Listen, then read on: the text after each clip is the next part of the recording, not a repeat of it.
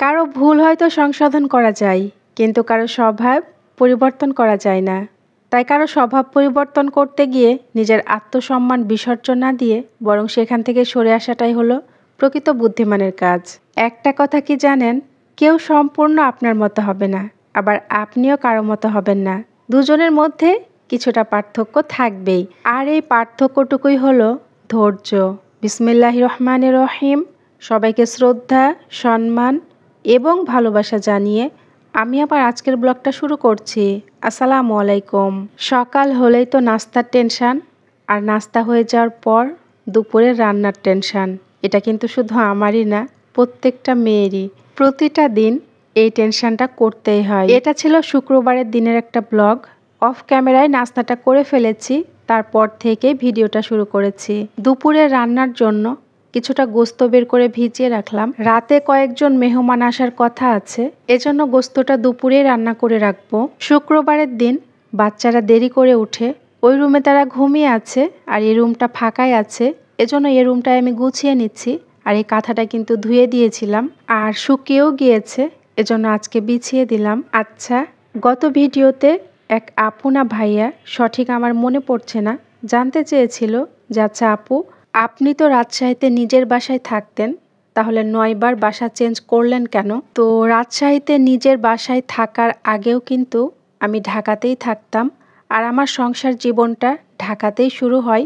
আমার বড় ছেলে আকিব, ওর বয়স যখন 4.5 মাস, তখন কিন্তু ওকে নিয়ে আমি ঢাকায় চলে আসি। আর তখন কিন্তু আমরা ধানমন্ডিতে থাকতাম। মোহাম্মদপুর, ধানমন্ডি, এগুলো কিন্তু আমার পরিচিত এলাকা। ওই এলাকাগুলোতে আমি 6 বছর ধরে ছিলাম, আর তারপরেই কিন্তু রাজশাহীতে যাই, আর রাজশাহীতেও 6 বছর নিজের বাসায় ছিলাম। তারপরে আবারও উত্তরায় এসেছি। তো তখন তো আর 6 বছর ধরে এক বাসাতেই ছিলাম না, বিভিন্ন সময় বিভিন্ন কারণেই বাসা চেঞ্জ করতে হয়েছে। তখন আর এখন সবকিছু মিলিয়েই 9 বার বাসা চেঞ্জ করা হয়েছে। আর উত্তরায় কিন্তু আমি একেবারেই নতুন, এখানকার কোনো কিছু চিনতাম না, জানতাম না। তো কয়েক মাসে টুকটাক কিছু জায়গা আমি চিনেছি, আর সে জায়গাগুলোতে এখন একা একাই যেতেও পারি। তবে খুব বেশি একা একা বের হওয়া হয় না, আকিবের বাবার সাথে বেশিরভাগ সময় বের হই। বিছানাটা গুছিয়ে এখানে কিছুটা আমের জুস আমি আগে থেকেই করে রেখেছিলাম, সেগুলোই বোতলে উঠিয়ে নিচ্ছি। আসলে বাসাতে যখনই বেশি করে আম নিয়ে আসা হয়, সেখান থেকে অল্প কিছু আম বের করে আমি এভাবে করে জুস বানিয়ে ডিপ ফ্রিজে রেখে দিই। আসলে দেখা যায় একসাথে যদি আমি 10-15 কেজি আমের জুস বানাতে বসি, তাহলে সময়টা কিন্তু অনেকটাই লেগে যায়। এজন্য অল্প অল্প করে বানাই, আর এতে করে আমার সময়টাও কম লাগে আর খুব তাড়াতাড়ি হয়ে যায়।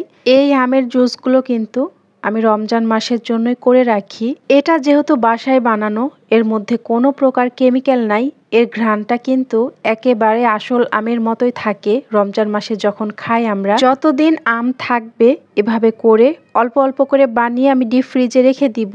আর রমজান মাসে এই জুসগুলো কিন্তু আমার অনেক বেশি উপকারে আসে। রাজশাহী থেকে আসার সময় আমার মা 5 লিটারের মতো দুধ দিয়েছিল, সেখান থেকে কিছুটা দুধ আমি সকালবেলায় বের করে রেখেছিলাম, আর এখন পায়েস রান্না করছি।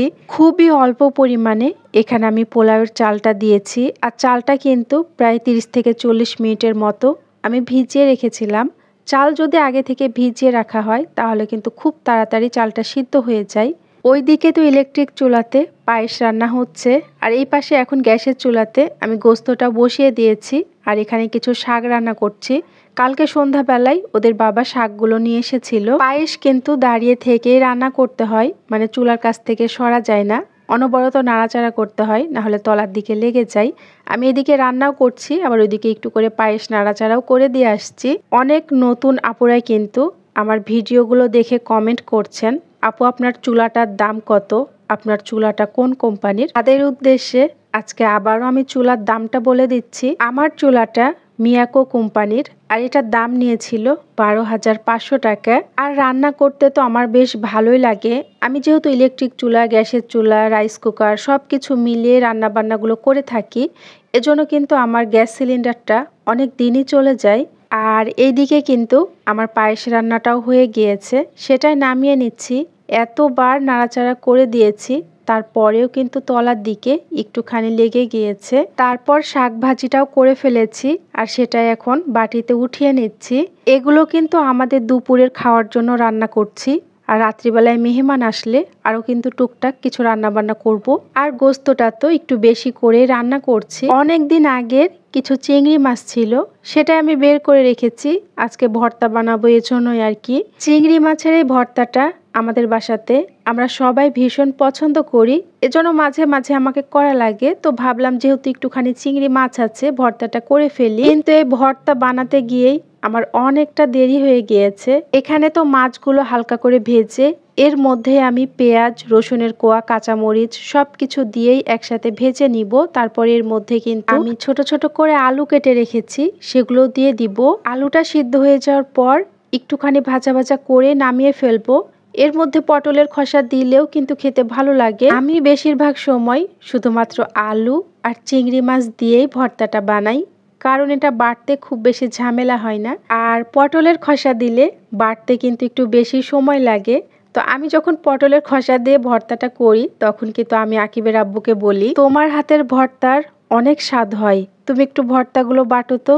সে কিন্তু আমার চালাকিটা ধরে ফেলে আর বলে আজকে পটলের খোসা দিয়েছেন এজন্যই আমাকে বাটতে বলছেন। তো আকিবের বাবা কিন্তু আমাকে মাঝে মাঝে লেনদেন করেও বলে, তো সেটা শুনতে আমার ভীষণ ভালো লাগে। আর যখন লেনদেন বাদ দিয়ে এমনি স্বাভাবিকভাবে কথা বলে তখন আমি আবার মনে মনে চিন্তা করি যে সে আবার আজকে কোনো কারণে রেগে আছে কিনা, কি ব্যাপার, কি হলো, আজকে আমার সাথে লেনদেন বলছে না কেন। আসলে মেয়ে মানুষের মন তো এরকমটাই চিন্তা করি। আমার ভর্তা বাটাবাটি শেষ হওয়ার আগেই কিন্তু আকিবের বাবা বাসাতে চলে এসেছে আর সে খাওয়া দাওয়াও শুরু করে দিয়েছে। দেখা যায় দুইটা আইটেম করতে গেলে সময়ের মধ্যেই কিন্তু রান্নাটা হয়ে যায়, কিন্তু এক্সট্রা কোনো কিছু করতে গেলেই সেটার জন্য অনেকটা দেরি হয়ে যায়। যেহেতু আকিবের বাবার খাবারটা খাওয়া হয়ে গিয়েছে এজন্য খাবারগুলো আমি আর টেবিলে দিলাম না, এখানেই সব কিছু ঢেকে রেখে দিলাম। যেহেতু ভর্তা বাটতে আমার অনেকটাই দেরি হয়ে গিয়েছে, সে সময়ের মধ্যে চুলাটাও কিন্তু ঠান্ডা হয়ে গিয়েছে। আর এখন আমি চুলাটা পরিষ্কার করে নিচ্ছি। একটার পর একটা কাজগুলো আপনারা তো সিরিয়ালভাবে ভিডিওতে দেখেন, কিন্তু এর মাঝে মাঝে কিন্তু কিছু বিরতি থাকে। বাচ্চাদেরকে খাওয়াই, গোসল করাই, আবার কিছু কিছু সময় ছোট ছেলেটাকে নিয়ে বসেও থাকতে হয় আমাকে, মানে ও কোল থেকে নামতে চায় না। তো এগুলো তো আর ভিডিও করা হয় না, দেখানো হয় না, শুধুমাত্র কি কি কাজ করলাম সেগুলোই দেখাই। আর বেশিরভাগ সময় তো রান্না বান্নাগুলোই দেখিয়ে থাকি।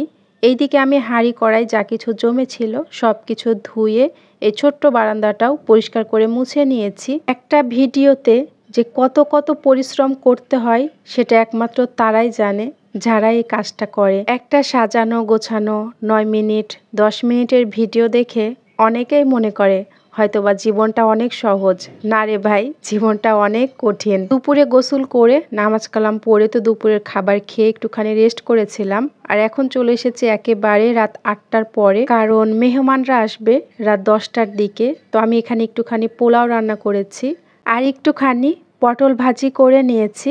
আর এগুলো সব আমি অফ ক্যামেরাতেই করে নিয়েছি। আর কয়েক পিস মাছও আমি এর মধ্যে ভেজে নিয়েছি। রান্না বান্না তো শেষ, তো মেহমান আসার আগেই এখন আমি টেবিলটা রেডি করে নিব, কারণ বাসাতে কেউ আসলে তাদের সামনে আমার ভিডিও করতে মোটেও ভালো লাগে না। জানেন, নিজেকে সব কিছুর সাথে মানিয়ে নেওয়ার নামই জীবন। মেনে নেওয়াটা একবার যে ঠিকঠাকভাবে শিখে নেয় সে সারাটা জীবনই ভালো থাকে। আজকের মতো এখানেই বিদায় নিচ্ছি। সবাই সুস্থ থাকার, ভালো থাকার চেষ্টা করবেন আর আমাদের জন্য দোয়া করবেন। দেখা হয়ে যাবে পরবর্তী কোনো ব্লগে। আজকে এ পর্যন্তই। আর হ্যাঁ, আমরা মেয়েরা মনে হয় সত্যি অনেক বেশি ছলনাময়ী, তাই না? কারণ আমরা হাসি মুখে হাজারো কষ্ট লুকিয়ে রাখতে জানি। আপনার মনের যত দুঃখ, জ্বালা, বেদনা সব কিছু সিজদায় পড়ে আল্লাহকে বলবেন। আল্লাহকে ডাকতে দেরি, কিন্তু সাড়া দিতে তিনি দেরি করেন না। আল্লাহ হাফেজ। আসসালামু আলাইকুম।